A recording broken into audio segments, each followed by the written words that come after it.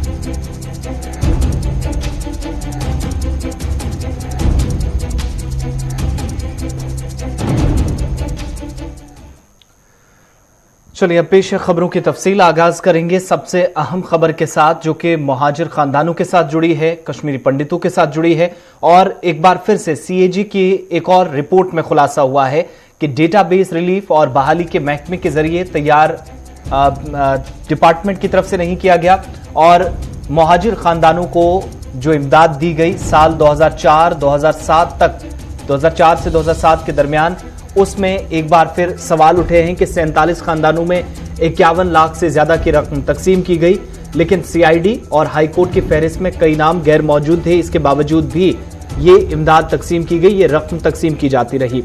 मुहाजिर खानदानों को दी जाने वाली रिलीफ का मामला इसलिए सुर्खियों में है चूंकि सीएजी की ताजा रिपोर्ट में यह पता चला है कि जम्मू के अंदर मुहाजिर खानदानों का डेटा जो कि रिलीफ और बहाली के महकमे के जरिए तैयार नहीं किया गया और रिपोर्ट ही ये बताती है कि जम्मू के क्रिमिनल इन्वेस्टिगेशन डिपार्टमेंट यानी सीआईडी की तरफ से अहल मुस्तफिदीन की शनाख्त के बावजूद पैदाइश, मौत, अलहदगी की वजह से मजीद अपडेट नहीं किया गया था और जो मुहाजिर खानदान हैं उनकी दुरुस्त तस्दीक नहीं हुई।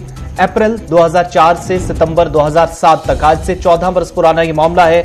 साल 2004 के अप्रैल महीने से सितंबर 2007 तक 51.37 लाख रुपए के बकायाजात जो कि मुहाजिर खानदानों को अदा किए गए, जो ना तो सीआईडी की फहरिस्त में मौजूद थे और ना ही हाईकोर्ट की फहरिस्त में इन खानदानों का नाम था। जैसा कि इस रिपोर्ट में बताया गया कि 78.63 लाख रुपए की अदायगी इस्तिफादा कुनंदगान को की जरूर गई, उन्हें दी गई जो नामजद फहरिस्तों में शामिल नहीं थे और इसकी जांच की जरूरत है, यानी तहकीकात पर जोर दिया गया है ताकि नाअहल मुस्तकिन से वसूली जो है वो हो और किसी तरीके से मजीद ये रिलीफ या बहाली का काम मुतासिर ना हो। सीएजी की रिपोर्ट में जब ये खुलासा हुआ 84 ऐसे मुहाजिर खानदान हैं जिनको बताया जाता है कि 67.14 लाख रुपए की नकद इमदाद की इजाफी तकसीम हुई। 49 मुहाजिर खानदानों को जहां पर मुहाजिरिन के तौर पर रजिस्ट्रेशन से पहले की मुद्दत के लिए 75.53 लाख रुपए की बकायाजात की नाकाबिल कबूल अदायगी की गई। और यहां पर यह भी आपको याद दिलाते चले कि यह भी पता चलता है कि सीएजी ने यह भी इंकिशाफ किया है कि मुहाजिर खानदानों को नकद इमदाद से इनकार किया गया था जिन्हें पहले ही अहल करार दिया गया था और इनका जिक्र सीआईडी की फहरिस्त में भी था, लेकिन उन लोगों को सीएजी की रिपोर्ट के मुताबिक इमदाद दी गई। उन लोगों में 51 लाख से ज्यादा की रकम तकसीम की गई जिनका नाम ना तो हाईकोर्ट की फहरिस्त में था, ना ही क्रिमिनल इन्वेस्टिगेशन डिपार्टमेंट के पास तहकीकात का बार बार दावा करने के बावजूद इस फहरिस्त में इन 47 खानदानों का कहीं पर नाम ही नहीं था।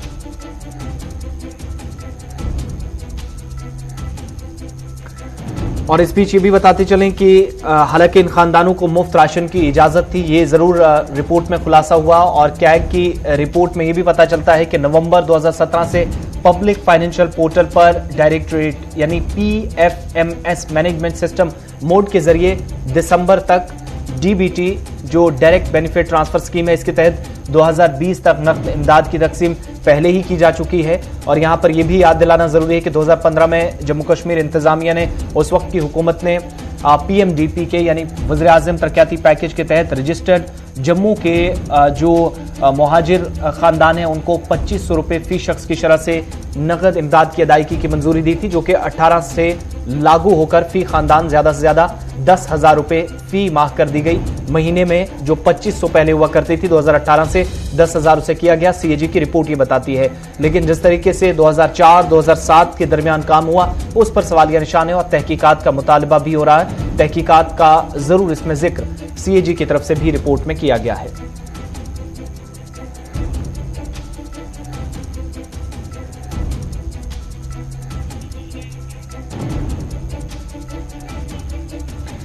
चलिए, हमारे साथ इसी पर बात करने के लिए चेयरमैन जेके पीस फोरम सतीश मालदार साहब इस वक्त ज्वाइन कर चुके हैं, बराह रास्त हमारे साथ हैं। बहुत शुक्रिया सतीश जी वक्त देने के लिए। साल 2004 अप्रैल के महीने से 2007 तक बड़े पैमाने पर जो पैसा ट्रांसफर किया गया, लेकिन उन खानदानों को नहीं गया जो डिजर्व करते थे, ये सीएजी की रिपोर्ट में खुलासा हुआ है। आपकी नजर में क्या कुछ ये पूरा मामला है, कुछ और इसमें और एड ऑन आप कर पाएंगे? इस बात को लेकर हम पहले दिन से कहते आ रहे हैं कि the governance has to be there, there is a failure of complete governance on the ground. ये खाली इस बात को लेके नहीं, आप देखिए 1990 से लेके इवन हम 2019 की बात कर रहे हैं, 2019 से लेके आज तक भी हम जो बातें कर रहे हैं, जिसमें जितने भी लोगों की जो पॉलिसीज है या प्रोमिसेस किए गए थे आज तक कभी भी डिलीवर नहीं हुए हैं। Even a small piece of information देने के लिए भी कोई अवेलेबल नहीं है। All letters are ignored, whatever the information is sought from the state government irrespective of the department, they ignore the information. There is a complete mismatch on overall the fund regulation is concerned. Now whatever the funds are given, that is always diverted. I will give you a small example.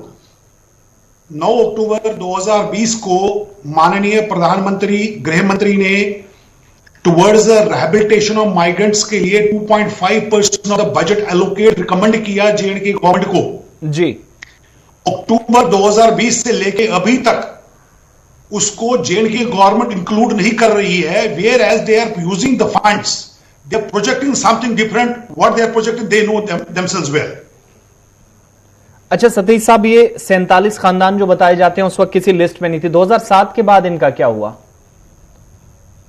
अभी तक तो वही मैं कह रहा हूं। आप ये तो आपको मैंने एक आंकड़ा दे रहा हूं मैं कि that when you talk about any scheme, ये तो एक just it is just one point. आप किसी भी दिशा में देखेंगे there is a complete misgovernance, misutilisation of funds within the J and K. आपको मैं एक और दूसरा एक आपको हवाला दे रहा हूं जी। देयर आर, अभी हाल फिलहाल की रिपोर्ट की मैं कह रहा हूं, there are more than 5,000 non-migrants drawing the relief cash withdrawal from the state government पिछले 25 साल से। There is a loss of 2,000 crores. We have submitted the report to the J&K government, to the CBI. No action is taken on because the people are involved into it. जी, यानी आप ये बता रहे हैं कि एक बिंदु है कि आप एक खाली एक 45 फैमिली को मत लेके जाए। आप जिस भी दिशा में जाओगे आपको कहीं ना कहीं फाइनेंशियल इरेगुलरिटी आपको मिलेगी। अच्छा, जो अहल खानदान है जिनका प्राइम मिनिस्टर डेवलपमेंटल पैकेज के तहत भी जिनको ये रकूमात दी जानी थी, ये पैसा मिलना था, क्या उनमें से सारे जो जितने लोगों को दिया जाना चाहिए था जो रजिस्टर्ड थे उनको मिला है या नहीं? या फिर आप ये कह रहे हैं कि आज के वक्त में भी सिर्फ 2004 और 7 की बात नहीं है, आज के वक्त में भी कमियां हैं? एब्सोल्युटली, आज की बात कर रहा हूं। आप 2004 की मैं कह रहा हूं, तब से भी लेके आज भी लोग दर दर के ठोकरे खा रहे हैं। They are asking for, but उसकी कोई सुनवाई नहीं हो रही है, कोई सुनने को तैयार नहीं है। जी, तो अब आप ये लेके चाहिए जो लोग कंप्लेंटें कर रहे हैं। आपको मैं एक और बात बता रहा हूं, अभी कल गवर्नर साहब ने बयान दे दिया एक लोगों को कि भाई 7,500 एप्लीकेशनें आई हैं, जिसमें हमने कश्मीर के माइग्रेंट, जिसमें सारे तबके हैं, मुसलमान भी हैं, सरदार भी है, कश्मीरी पंडित भी है, उनके लिए जी हमने 4,000 लोगों के निपटाए जी। अरे जनाब, आप ये देखिए जितने भी एनक्रोचमेंट्स मंदिरों में हुई है, हाई कोर्ट के कंटेम्प्ट कोर्ट के ऑर्डर्स लगे हुए हैं, उसके बावजूद वो खाली नहीं करवाए गए, और ये मेरे को समझ नहीं आ रहा है किसको दिया। मैंने भी अपनी एप्लीकेशन डाली, मेरे को तो आज तक नहीं दिया, उल्टा बोला कि आपको केस क्लोज हो गया है। तो फर्जी रिपोर्टें डाल के केस क्लोज कर रहे हैं। कौन सा केस कर रहे हैं?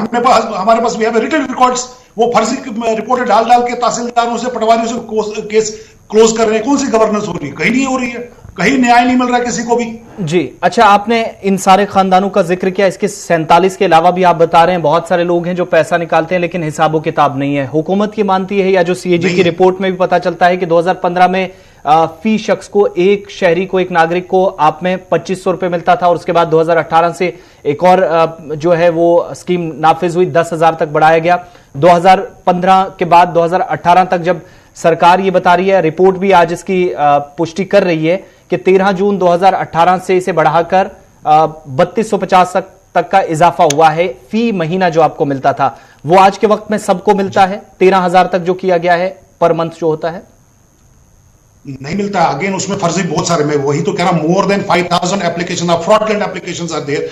Political people, political workers are drawing, चाहे वो बीजेपी के हैं, चाहे वो अपने कांग्रेस के हैं, चाहे वो पीडीपी के हैं, चाहे नेशनल कॉन्फ्रेंस के। More than 5,000 political workers are getting the cash leave. किस बात का पॉलिटिकल वर्कर को मिलेगा cash leave? Are they are not migrants?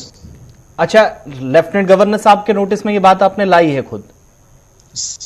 Governor साहब के पिछले 3 साल से कंटिन्यूअसली नोटिस लाई है, एंटी करप्शन के को दी है, सीबीआई को दी है। Again nothing is happening. अब आपको मैं फर्दर बता रहा, आप कह रहे हैं ये तो एक बिंदु, मैं तभी बार बार कह रही एक बिंदु है। बिल्कुल। अभी आप देख लीजिए, सबको पता है पीक ऑटोज ने जब रिलीफ देने की बात थी, there is more than 400 crore rupees जो वैट अमाउंट उनको जमा करना चाहिए था, अभी तक उनसे रिकवरी नहीं हो रही है पीक ऑटो से। ऐसे कितने सारे लोग हैं जिनको इन्होंने बेनिफिट दिया, but they have not recovered the money from them. एक आखिरी चीज बताइएगा, 400 प्लस दिन हो गए, जगती नगरोटा के अंदर भी हम प्रोटेस्ट देख रहे थे। वो जो प्रोटेस्टर्स हैं उनके मामलात भी क्या इसी से जुड़े हुए हैं या थोड़े से अलग हैं? उनके साथ आप खड़े हैं? वो देखिए, वो उनके अलग है, दे वांटेड एनहांसमेंट। हम यहां पर बात कर रहे हैं कि जो जेन्युइन लोगों तक पहुंचना चाहिए था, जो भी प्राइम मिनिस्टर का फंड आ रहा है या कोई भी फंड आता है या स्कीम आती है, ये जेन्युइन लोगों तक मिलना चाहिए जो बेचारे इसके हकदार हैं। बट हो क्या रहा है, जो इसमें बिचौलिए हैं, जो इसमें दलाल हैं, कुछ लोग with in the government office में बैठ के इसको मनी को डाइवर्ट करके फर्जी रिपोर्ट बना के इसको आगे चलाते हैं, और जो लोग जिसके हकदार हैं उनको कभी मिलता नहीं। तो सतीश साहब, एक आखिरी चीज जानना चाहूंगा, ये जो आप बता रहे हैं कि जो बहुत सारे लोग जो डिजर्व करते हैं उनको नहीं मिलता, आपके पास कोई एग्जैक्ट फिगर्स हैं जो सरकार के नोटिस में कभी आपने लाए, इन खानदानों को ये पैसा जाना चाहिए लेकिन वो इस वक्त साइडलाइन कर दिए गए हैं? सर, मैंने आपसे बार बार फिर से कह रहा हूं, मैंने 5,500 लोग, पॉलिटिकल वर्कर्स जो wrongly drawing the cash submit किया है, वो आज से नहीं 25 साल, 2,000 करोड़ से ज्यादा का सरकार को नुकसान हुआ है। Contrary to that, there are a lot of orphans, there are a lot of widows, there are a lot of half widows जिनको गवर्नमेंट ने प्रॉमिस किया था कि आप उनको बेनिफिट देंगे, but they have not ignored, they have not been given any benefits. बहुत बहुत शुक्रिया सतीश मालदार साहब। जो हम खबर बता रहे थे उसमें 4 चीजें और भी उन्होंने जोड़ दी हैं। सीएजी की रिपोर्ट जो है उसमें 47 खानदानों को जिनके बारे में तफसीलात पता ही नहीं थी, डेटा था ही नहीं, लेकिन रिलीफ एंड रिहैबिलिटेशन डिपार्टमेंट की तरफ से उन्हें 51 लाख से ज्यादा रुपए दिए गए, रकम तकसीम की गई। लेकिन उसमें जेके पीस फोरम के चेयरमैन सतीश साहब ये बता रहे हैं कि कई ऐसे और भी खानदान हैं, ये सिर्फ 2007 तक बात नहीं है, उसके बाद भी कमियां इतनी है कि आज के वक्त में भी जो मुस्तहिक अफराद है उन तक पैसा नहीं पहुंचा है, और कई ऐसे लोग जिन्होंने फर्जी तरीके से अकाउंट्स बना रखे या फिर उसके बाद दस्तावेजात सरकार तक पहुंचाए वो पैसा ले रहे थे। बहरहाल तहकीकात का मामला है और हो सकता है कि अब इस पर तहकीकात भी जम्मू कश्मीर इंतजामिया कराए। सतीश मालदार साहब कह रहे हैं कि लेफ्टिनेंट गवर्नर को उन्होंने बता दिया है। कुल मिलाकर सीएजी की इस रिपोर्ट में इंक्वायरी का भी जिक्र किया गया है जो माजी में हुआ, लेकिन सतीश साहब के मुताबिक आज के वक्त में भी ऐसा ही चल रहा है। बढ़ते आगे, बात सिक्योरिटी फोर्सेज के ऑपरेशन की। जनूबी कश्मीर के शोपियां जिले के नौगाम चक इलाके में, जहां पर कल देर शाम सिक्योरिटी फोर्सेज और मिलिटेंट 2 के दरमियान एनकाउंटर शुरू हुआ था। रात देर गए तक ये ऑपरेशन जारी रहा। सुबह सुबह गोलियों का सिलसिला थमा और पुलिस, फौज और सीआरपीएफ की मुश्तरका कार्रवाई खत्म हो गई। मिलिटेंट 2 की मौजूदगी के मुसद्दिका इतलात मिलने के बाद इलाके को मुहासरे में लिया गया, तलाशी ऑपरेशन शुरू किया और पुलिस तर्जुमान के मुताबिक जब फोर्सेज की मुश्तरका टीम मुश्तबे मकाम के करीब पहुंची तो मिलिटेंट 2 ने उन पर अंधाधुंध फायरिंग की, जवाबी कार्रवाई हुई और सर्च ऑपरेशन इस तरीके से एनकाउंटर में तब्दील हुआ। जवाबी कार्रवाई में अगरचे कोई नुकसान की कोई खबर मिलिटेंटों को नहीं आई, लेकिन सिक्योरिटी फोर्सेज यहां नुकसान से दुचार हुए। 3 फौज के जवान इब्तदाई रिपोर्ट्स के मुताबिक जख्मी हुए थे और अब उनकी हालत तशवीशनाक बताई गई है, जो इस वक्त फौज के अस्पताल में श्रीनगर में जेर इलाज है। फायरिंग के तबादले के दौरान 3 फौजी एहलकारों के जख्मी होने की भी तस्दीक कर दी गई है। पुलिस के मुताबिक इलाके में 2 से 3 मिलिटेंटों की मौजूदगी का खदशा था, इतलात थी, लेकिन सुबह होते होते ऑपरेशन उस वक्त खत्म कर दिया गया जब यह पता चला कि इलाके से मिलिटेंट अंधेरे का फायदा उठाकर फरार होने में कामयाब रहे और उसके बाद ऑपरेशन को खत्म करना पड़ा।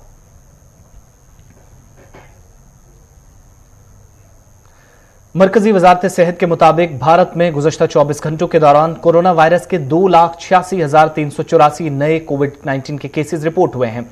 इस दौरान 3,06,357 मरीजों ने शिफायाबी भी हासिल की, जबकि 573 अफराद पिछले 24 घंटों में इंतकाल कर गए। मुल्क में कई दिनों के बाद फाल केसेस में गिरावट दर्ज की गई और फिलहाल उनकी तादाद 22,02,470 तक बताई जाती है। योमिया पॉजिटिव केसेस की शरह 19.59% है। वहीं मुल्क भर में अब तक 163 करोड़ से ज्यादा कोरोना वैक्सीनेशन की खुराकें फराहम की जा चुकी हैं।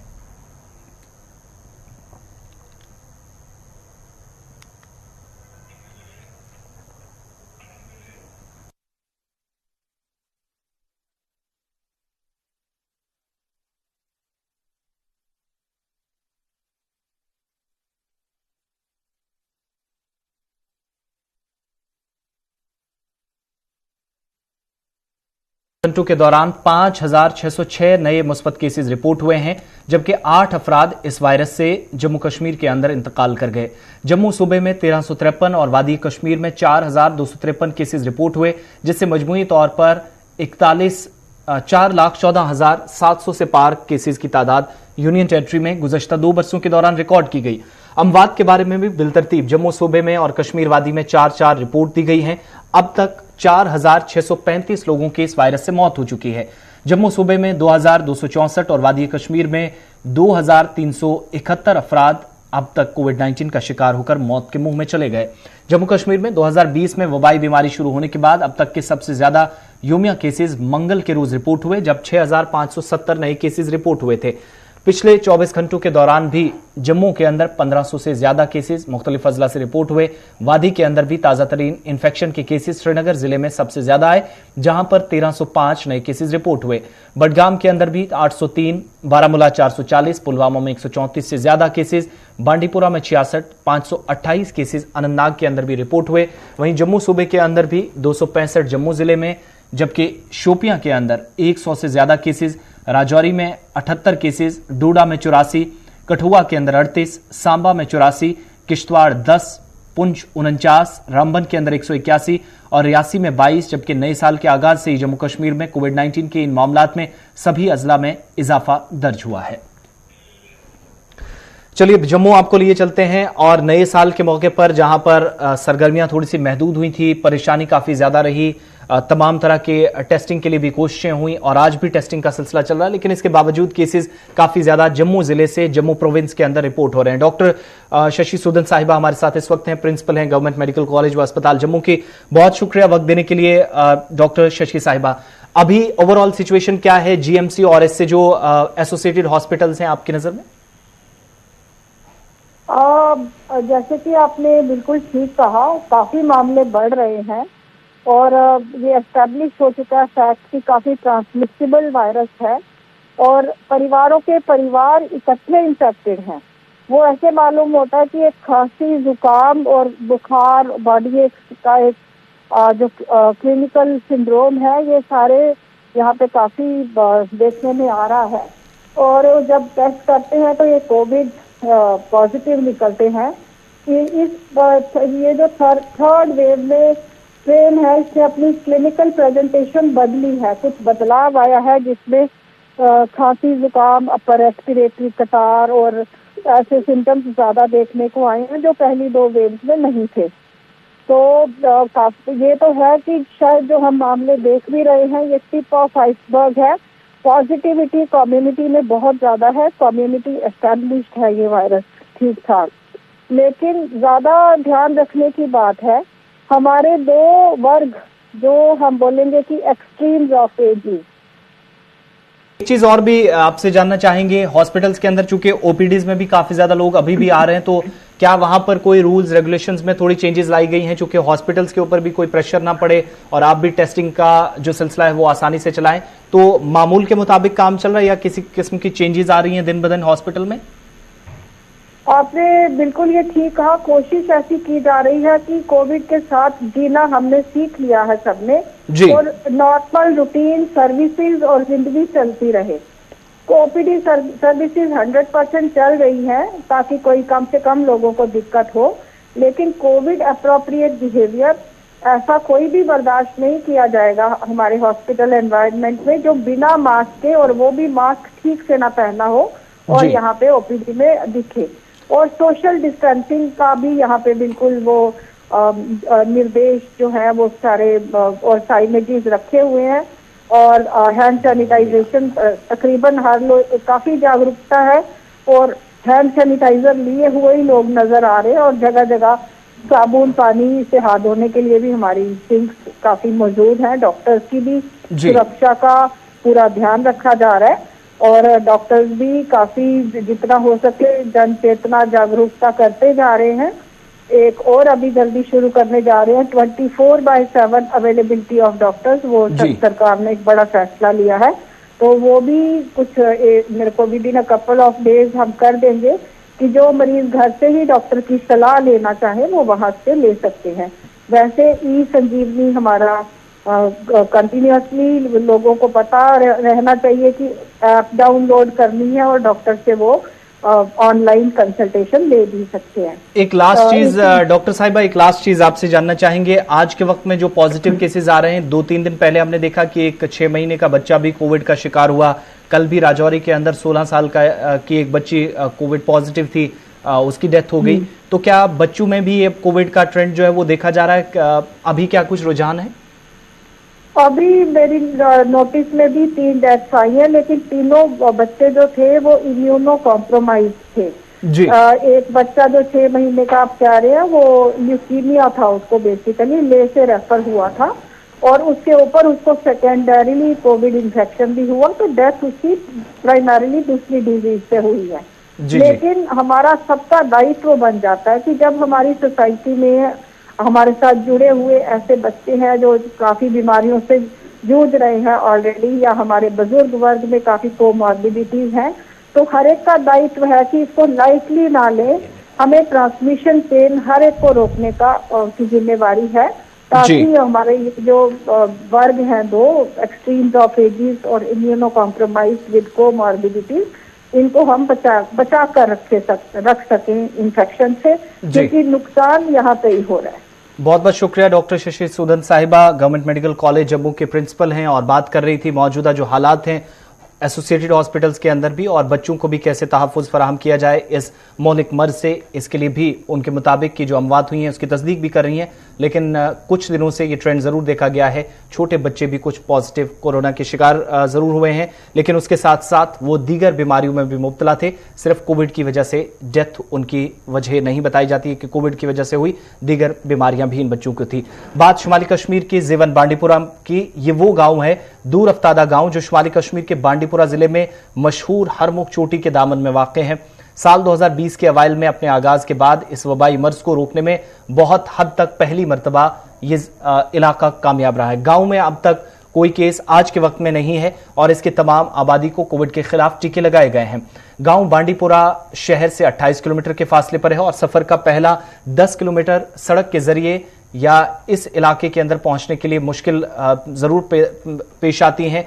18 किलोमीटर पैदल सफर इन पहाड़ियों पर करना पड़ता है। तिब्बी अमले की जानिब से भी वैक्सीनेशन का अमल बहुत तेजी के साथ चलाया गया और गुज़श्ता दिनों चीफ मेडिकल ऑफिसर बांडीपुरा ने दावा किया कि 100% 15 से 18 साल तक के बच्चों को वैक्सीन लगाने वाला यह पहला गांव पूरे मुल्क के अंदर बना है। हिंदुस्तान के अंदर ऐसा पहला मुल्क है। जबकि ओवरऑल सिचुएशन देखी जाए, इस गांव के अंदर काफी हद तक पिछले 2 सालों में पहली मर्तबा ये गांव कोविड से पाक करार दिया जा रहा है।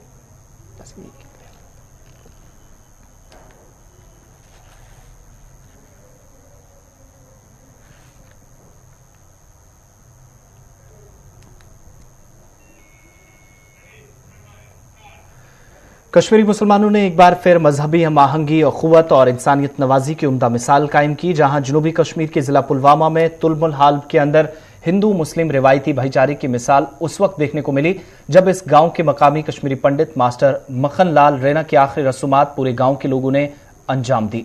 जनूबी जिला पुलवामा के इस गांव के रिहायशी मकामी कश्मीरी पंडित मास्टर मखन लाल रैना का मुख्तसर अदालत के बाद इंतकाल हुआ, जबकि उनके पड़ोसी कश्मीरी मुसलमानों की एक भारी जमीयत ने न सिर्फ आनजहानी मकामी मास्टर मखन लाल रैना की आखिरी रसूमात सर अंजाम दी, बल्कि उनकी अर्थी को अपने कंधों पर उठाने के अलावा चिता को आग लगाने के लिए दरकार लकड़ी और दूसरी चीजें मुहैया कराई। मकामी कश्मीरी पंडित मास्टर मखन लाल रैना के बारे में बताया जा रहा है कि 1990 की दहाई में जब बेशतर कश्मीरी पंडित वादी छोड़कर चले गए तो उन्होंने यहीं अपने मुसलमान भाइयों के साथ रहने को तरजीह दी और लोगों के मुताबिक इलाके की अहम शख्सियत में हमेशा से उनका शुमार होता रहा है और उनके जाने के बाद गांव सोगवार है।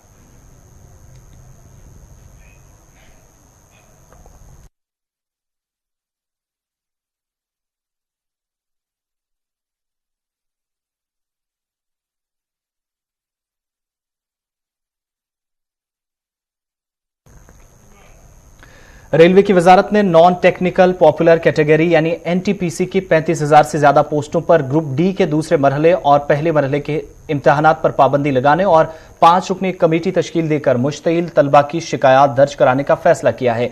बिहार में तलबा के पुरतशद्दुद एहतिजाज को देखते हुए वजारत रेलवे ने एक बयान जारी करके फैसले की जानकारी दी। एनटीपीसी के दूसरे मरहले का कंप्यूटर पर मबनी इम्तिहान 15 से 19 फरवरी और ग्रुप डी तकनीकी असामियों के लिए पहले मरहले का कंप्यूटर पर मबनी इम्तिहान 23 फरवरी से शुरू होना था। ताहम मुबैना धांधलियों के बीच एहतिजाज हुआ, पुलिस ने लाठीचार्ज किया, यहां तक कि रेलगाड़ी की 4 बोगियों को मुश्तइल तलबा ने आग की नजर कर दिया, जिसके बाद मुतलका वजारत को यह इकदाम करना पड़ा।